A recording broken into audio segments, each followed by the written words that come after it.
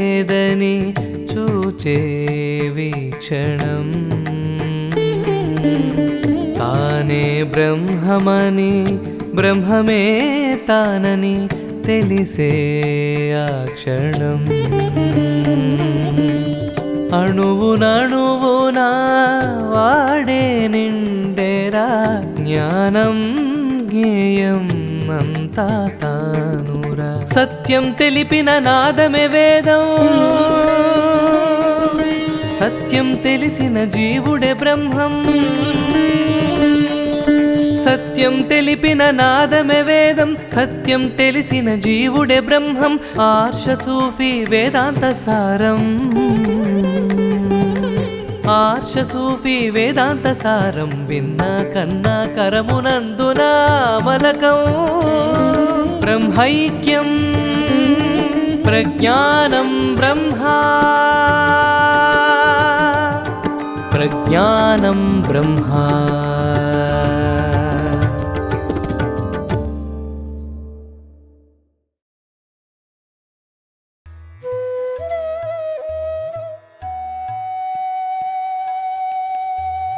శ్రీయును కైవల్యము జేగీయ దయా వైభవంబు కీర్తింప సదా మేయాధ్యేయంబగు తేజోయుతరప్సతము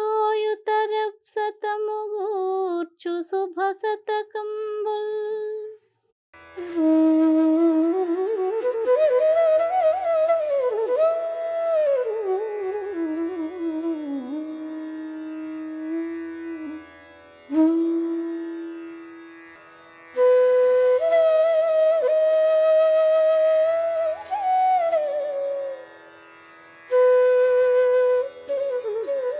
ఓం శ్రీ సద్గురుభ్యో నమః.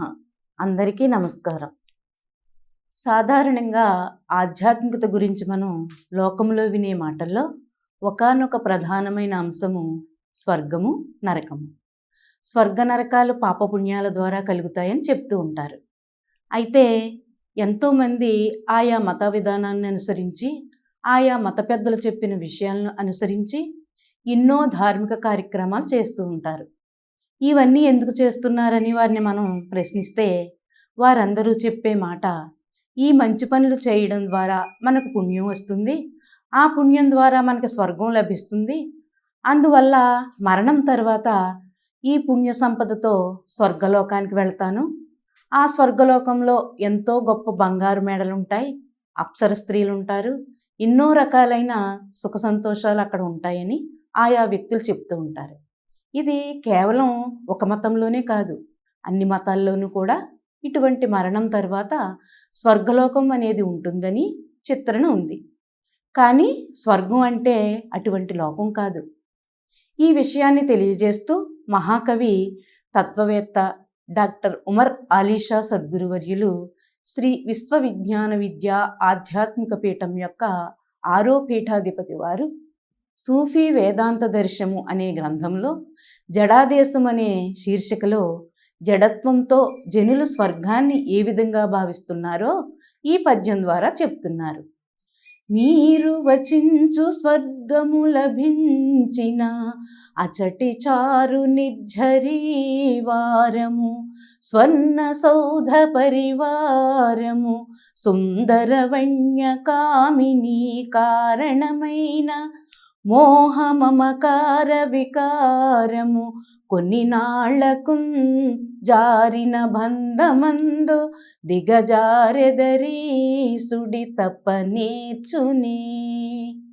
మీరు వర్ణించి చెబుతున్న ఆ స్వర్గం లభించినట్లయితే అక్కడ ఉన్న అందమైన సెలయేళ్ళు, బంగారు మేడలు, అందులో ఉండే సేవకులు, వనవిహారం చేసే ఎంతో అందమైన స్త్రీల పట్ల మోహమమకారాలతో ఉండడం వల్ల ఏర్పడుతున్న వికారం, ఇవన్నీ కొంతకాలానికి తొలగిపోతే తిరిగి బంధంలో పడిపోతారు కదా. జనన మరణాత్మకమైన సంసారం అనే ఈ సుడిగుండం నుండి తప్పించుకోగలరా అని దీని భావం. ఈ పద్యాన్ని మనం వివరించుకుంటే, మీరు వచించు స్వర్గము అంటున్నారు. ఎవరైతే స్వర్గలోకం గురించి రకరకాల విషయాలు కల్పించి చెబుతూ ఉన్నారో వారిని ఉద్దేశించి ఇలా అంటున్నారు. మీరు వర్ణించి చెబుతున్న ఆ స్వర్గం నిజంగా అలాంటిదేనా? ఎవరైతే ఆయా మతధర్మాల్లో ఎన్నో రకాలైన ధార్మిక కార్యక్రమాలు చేస్తూ స్వర్గం మేము పొందుతాం, దానికోసం పుణ్యఫలం మేము జమ చేసుకోవడం కోసం ఇటువంటి పూజలు పునస్కారాలు చేస్తూ ఉన్నాం, ఈ ఆచార వ్యవహారాలు సాంప్రదాయాలు పాటిస్తూ ఉన్నాం, ఇటువంటి మతపరమైన ధర్మాలను అనుసరిస్తున్నాం, ఆ స్వర్గలోకాన్ని పొందడం కోసమే ఈ పనులన్నింటినీ కూడా చేస్తూ ఉన్నాం, ఆ స్వర్గలోకం మాకు లభించాలి, ఆ స్వర్గమే నిజమైన సుఖాన్ని మనకు అందిస్తుంది అనే భావన చెందుతూ ఉన్న వ్యక్తులు ఎవరైతే ఉన్నారో వారిని ఉద్దేశించి చెప్తూ ఉన్నారు. మీరు వర్ణించి చెబుతున్న స్వర్గం ఏదైతే ఉందో అది లభించిన అచటి చారు నిర్ఝరీవారము అంటున్నారు. ఆ స్వర్గం మీరేదైతే చెప్తున్నారో ఆ స్వర్గం మీకు లభిస్తే అక్కడ అందమైన సెలయేళ్ళు ఉంటాయని అంటారు. ఆ ప్రకారంగానే సినిమాల్లో కూడా స్వర్గలోకాన్ని ఎంతో ఆడంబరంగా ఎంతో అందంగా ఉండే నగరంలా చిత్రీకరిస్తూ ఉంటారు. అందువల్ల అక్కడ ఉన్నటువంటి అందమైన సెలయేళ్ళు, స్వర్ణ సౌధ పరివారము, బంగారు మేడలు, ఎంతో గొప్ప కాంతులతో ప్రకాశిస్తూ ఉన్న ఆకాశమంత ఎత్తు ఉన్న అందమైన ఆ సౌధాలు, బంగారు మేడలు ఏవైతే ఉన్నాయో అవన్నీ అక్కడ ఉంటాయని భావన చెందుతూ ఉంటారు. ఆ బంగారు మేడల్లో పనిచేసే సేవకులు మనం వెళ్ళగానే మనల్ని గౌరవించి మనల్ని తీసుకువెళ్ళి సింహాసనంలో కూర్చోబెట్టి ఎల్లప్పుడూ కూడా సుఖ సంతోషాలు ఉండేలా అన్ని విషయాలు వారు అందజేస్తూ ఎన్నో రకాలైన విలాసాలు పొందేలా చేస్తారు అనే భ్రమలో ఉంటారు. అలాగే సుందరవన్య కామినీ కారణమైన మోహ మమకార వికారము అన్నారు. సుందరము అంటే ఎంతో అందమైన అని అర్థం. వనవిహారం చేసే ఎంతో అందమైన స్త్రీలు అక్కడ అడవుల్లోనూ తోటల్లోనూ తిరుగుతూ సహజమైన సౌందర్యానికి ప్రతీకలుగా ఉన్నవారే అప్సరసలని చెప్తూ ఉంటారు. రంభ, ఊర్వశి, మేనక, తిలోత్తమ మొదలైన అప్సర స్త్రీలు వారంతా కూడా స్వర్గలోకం పొందిన ఆ వ్యక్తులను అందరినీ ఎంతగానో సుఖపరుస్తారు. వారి వల్ల ఎన్నో సుఖ సంతోషాలు పొందవచ్చు. వారు నాట్యం చేస్తారు, వారి నాట్యం చూసి ఎంతో ఆనందించవచ్చు మొదలైన భ్రమల లోకంలో ఎన్నో ఉన్నాయి. ఆ విధంగా ఆ అప్సరసల వల్ల ఎంతో మమకారం, అలాగే వారి పట్ల ఎంతో ఆసక్తి ఆయా వ్యక్తులు ఏర్పరచుకోవడం జరుగుతుంది. అందువల్ల ఆ స్త్రీల పట్ల మోహం కలిగి దానివల్ల ఒకానొక వికారం ఆయా వ్యక్తుల్లో ఏర్పడుతూ ఉంటుంది. అవన్నీ కూడా కొన్ని నాళ్లకు జారిన, ఇవన్నీ కూడా కొంతకాలానికి తొలగిపోతే ఏంటి పరిస్థితి? ఈ స్వర్గ సుఖాలు కూడా కొంతకాలం వరకే ఉంటాయి. వెళ్ళిన వ్యక్తులు ఎవరు కూడా శాశ్వతంగా ఆ స్వర్గలోకంలోనే తిష్ట వేసుకుని ఉండరు. మరి ఆ సుఖాలన్నీ కూడా కొంతకాలానికి తొలగిపోతే బంధమందు దిగజారెదరు, మళ్ళీ తిరిగి వచ్చి ఆ స్వర్గం నుంచి కిందికే పడిపోతారు, మళ్ళీ తిరిగి బంధంలో పడిపోతారు కదా అని చెప్తూ ఉన్నారు.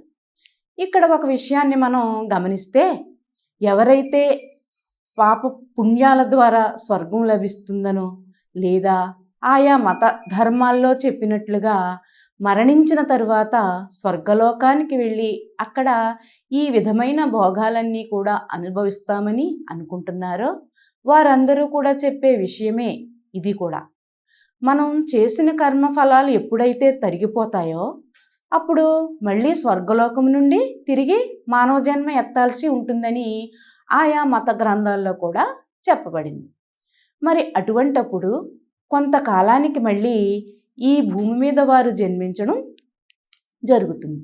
మళ్ళీ బంధంలో చిక్కుకుంటారు, మళ్ళీ పుట్టడం, మళ్ళీ చావడం, పుట్టడం, చావడం, మధ్యలో వ్యాధులతో బాధపడుతూ ఆయా సంసారపరమైన తాపత్రయాలలో చిక్కుకుని అలమటించడం, ఈ విషయాలన్నీ కూడా ఉంటాయి కదా. మరి తిరిగి బంధంలో చిక్కుకుంటున్నారు కదా, పైన ఏదో గొప్ప స్వర్గం ఉంటుందని, స్వర్గలోకంలో ఎంతో ఆనందం ఉంటుందని, సంతోషం ఉంటుందని, సుఖం ఉంటుందని వెళుతున్నారు, మళ్ళీ తిరిగి వచ్చి దుఃఖంలోనే పడుతున్నారు కదా. మరి అటువంటప్పుడు ఈ సుడి తప్పనేర్చునే జనన మరణాత్మకమైన సంసారమనే ఈ సుడిగుండం నుండి మీరు తప్పించుకోగలరా అని ప్రశ్నిస్తున్నారు మహాకవి. ఎందుకంటే మానవ జన్మ అనేటటువంటిది ఎంతో అమూల్యమైనది. 84 లక్షల జడజన్మలు దాటితే గాని ఈ మానవ జన్మ రాదు. మరి ఎంతో అద్భుతమైన ఈ అమూల్యమైన ఈ మానవ జన్మను మనం పొంది కూడా దీనిని సార్థకం చేసుకోవడం కోసం ప్రయత్నించకుండా, ఈ జన్మ ఎందుకోసం వచ్చిందో కూడా తెలుసుకోకుండా, దానికోసం చేయాల్సిన ప్రయత్నం అసలే చేయకుండా ఈ జన్మను మనం వ్యర్థం చేసుకుంటున్నాం. అందువల్ల ఈ సుడిలో మళ్ళీ మనం చిక్కుకుంటున్నాం. సముద్రంలో ఏర్పడే సుడిగుండంలో ఎంత పెద్ద వస్తువు వెళ్ళినా కానీ అది క్రిందికి ఎక్కడికో వెళ్ళిపోతుంది, అగమ్యగోచరం అయిపోతుంది. అది ఎక్కడికి వెళ్ళిందో ఏమైపోయిందో ఎవ్వరూ చెప్పలేరు. అలాగే ఈ మానవ జన్మను పొందినవారు జన్మ సార్థకత కోసం సాధన చేయకపోతే చివరికి ఏదీ పొందలేని స్థితిలో మరణం రూపంలో తుదిశ్వాస విడిచిపెట్టిన తరువాత ఈ మానవ జన్మ, ఈ మానవాత్మ ఏ జన్మకు వెళుతుందో, ఎక్కడికి వెళుతుందో, ఏ జన్మకు పోతుందో ఎవ్వరూ చెప్పలేరు. అందువల్ల ఈ జన్మ యొక్క పరమార్థం ఏంటో తెలుసుకోవాలి. ఈ పద్యం ద్వారా మనం ఏం తెలుసుకోవచ్చు అంటే, స్వర్గలోకం గురించి ఎంతోమంది ఎన్నో విషయాలు చెబుతూ ఉంటారు. అక్కడ అందమైన సెలయేళ్ళు, బంగారు మేడలు, ఎంతోమంది సేవకులు, అందమైన స్త్రీలు, అప్సరసలు ఉంటారని, వారి ద్వారా ఎన్నో సుఖ సంతోషాలు పొందవచ్చని అంటారు. ఈ విషయాలన్నీ కూడా కొంతకాలం తరువాత తొలగిపోతాయి. అందువల్ల ఇవన్నీ కూడా భౌతికంగా చెప్పుకున్నట్లు లేవు. అసలైన స్వర్గం అది కాదు. స్వర్గం అనేది మన యొక్క ఇహలోక జీవితంలోనే మనం అనుభవించే సుఖాల రూపంలో మనకి వ్యక్తం కాబడుతుంది. అందువల్ల మరణం తరువాత లభించే లోకంగా స్వర్గాన్ని భ్రమించకుండా ఇహలోక జీవితంలో ఈ జనన మరణ రూపమైన సంసార బంధాల్ని తెంచుకుని అమృతతత్వం పొంది నిజమైన స్వర్గమైన ఆ మహా తేజస్సును పొంది తరించే ప్రయత్నం చేయాలి. దానికోసం మనమంతా సాధన చేద్దాం. అందరికీ నమస్కారం. ఓం శ్రీ సద్గురుభ్యోం నమః.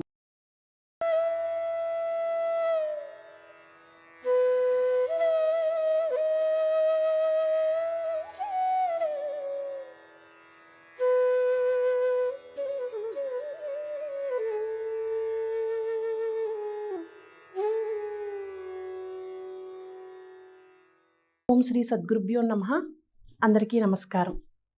సాధారణంగా మన మనస్సు చెడు విషయాల వైపు ఆకర్షింపబడుతూ ఉంటుంది. మంచి విషయాలను మనం చేయాలని ఉన్నప్పటికీ కూడా సాధ్యమైనంత వరకు మనస్సు భ్రాంతి వైపే వెళ్ళడానికి చూస్తూ ఉంటుంది. అటువంటి మనస్సుకు ఆధ్యాత్మిక శక్తిని ప్రసాదించి సన్మార్గంలో నడిపించేవారే సద్గురువు. అటువంటి సద్గురుమూర్తులు శ్రీ విశ్వవిజ్ఞాన విద్య ఆధ్యాత్మిక పీఠం యొక్క పీఠాధిపతులు. ఆధ్యాత్మిక తత్వాన్ని అనుభవంలో గ్రహించే విధంగా జ్ఞానబోధ చేసే తత్వవేత్తలు ఈ పీఠాధిపతులు. వీరిలో 6వ పీఠాధిపతి మహాకవి బ్రహ్మర్షి డాక్టర్ మురారీషా సద్గురువర్యులు. సూఫీ వేదాంత దర్శము అనే గ్రంథం ద్వారా జడాదేశము అనే శీర్షికలో ఒకానొక పద్యం ద్వారా మనలో ఉన్న సంకుచిత భావాలను తొలగించుకోవాలి అని ఆధ్యాత్మిక ప్రబోధం చేస్తూ ఈ విధంగా అంటున్నారు. నీ కొలబద్దతో జగము నీరది కొల్వగపోయేదేలా, ఆ లోకనయందు మానసిక లోపములేల కుదుర్చుకోవు. ఆహా కులపర్వతంబులను అచ్చనగాయలు చేయనేర్చు విద్యాకరణంబు నేర్చుకొనుమయ్యది నీవను వ్యక్తి నుండెడున్. నీ కొలబద్దతో సముద్రమంతటి విశాలమైన ఈ జగత్తును కొలవడానికి వెళ్తున్నావెందుకు? అసలు నీ దృష్టిలో ఉన్న మానసిక లోపాలను ఎందుకు సరిచేసుకోవు? ఆహా సృష్టిలో ఉన్న ప్రధాన కులపర్వతాలను గచ్చకాయలుగా చేసుకుని ఆడుకునే విద్యాతత్వాన్ని నేర్చుకో. ఆ జ్ఞానము నీవు అనే సత్స్వరూప వ్యక్తి అయి ఉంది అని దీని భావము. ఈ పద్యాన్ని మరింత విశ్లేషించుకుందాం.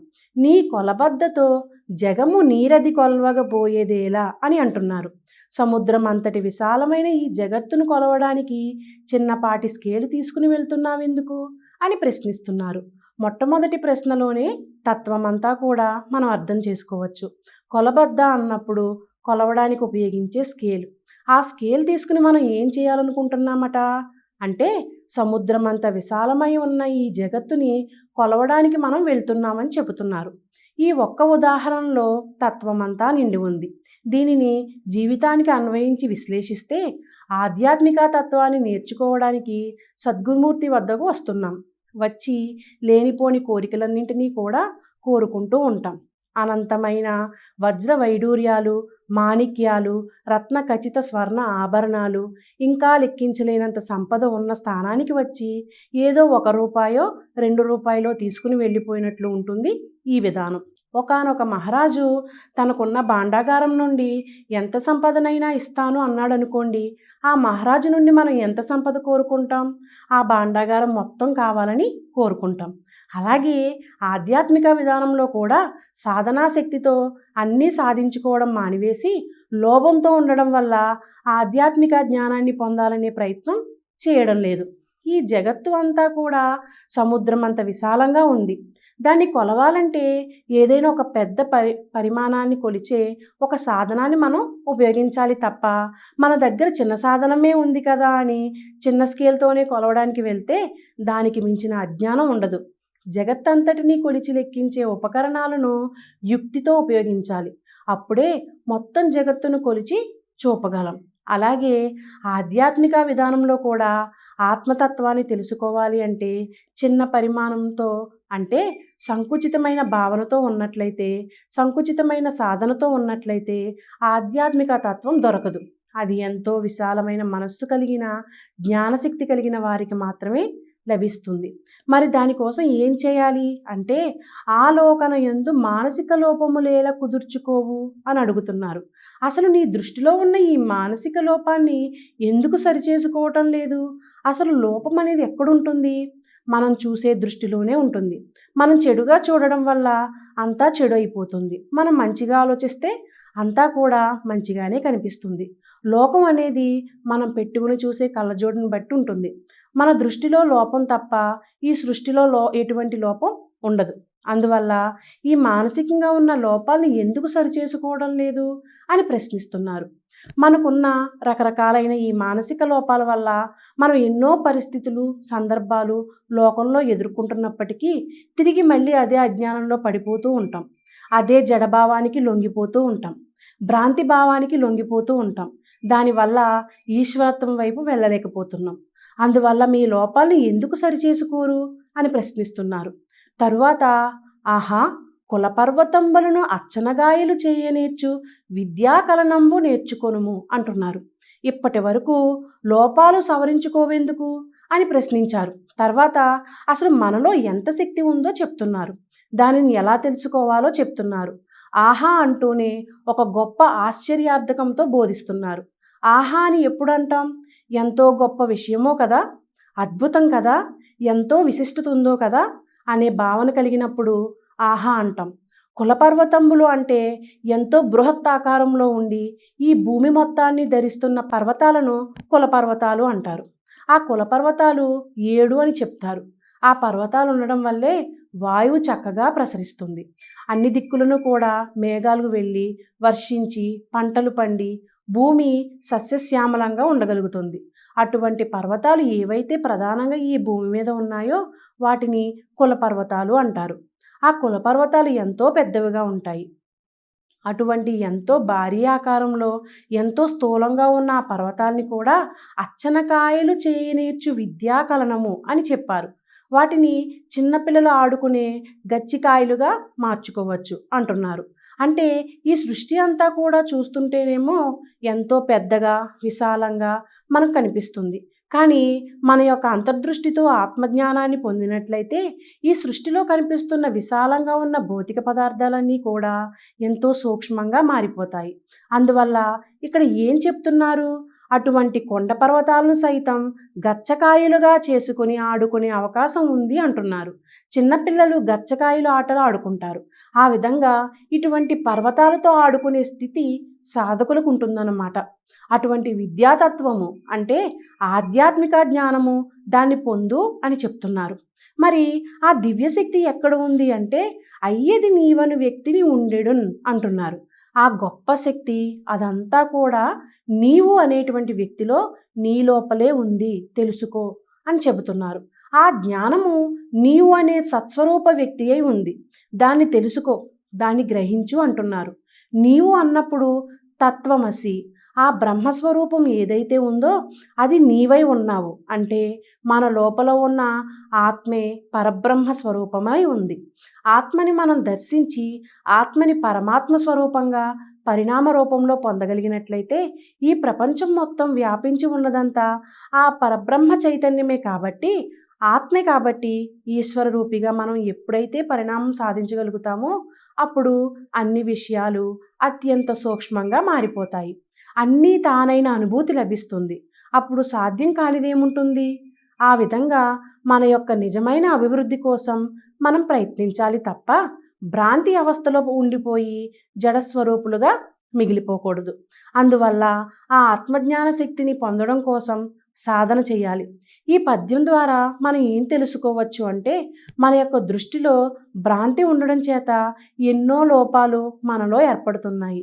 అందువల్లనే మనం చిన్న స్కేలుతో ప్రపంచం మొత్తం కొలవడానికి ప్రయత్నిస్తూ ఉన్నాం.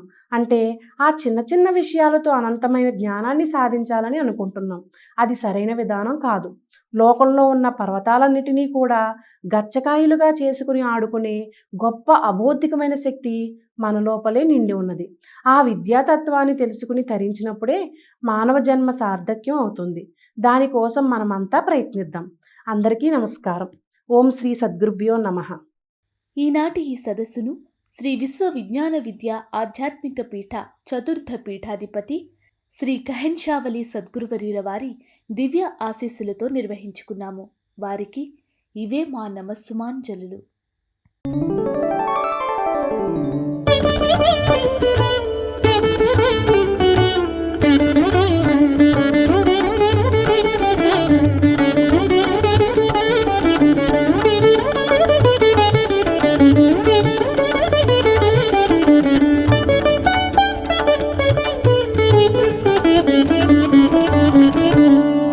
ప్రజ్ఞానం బ్రహ్మ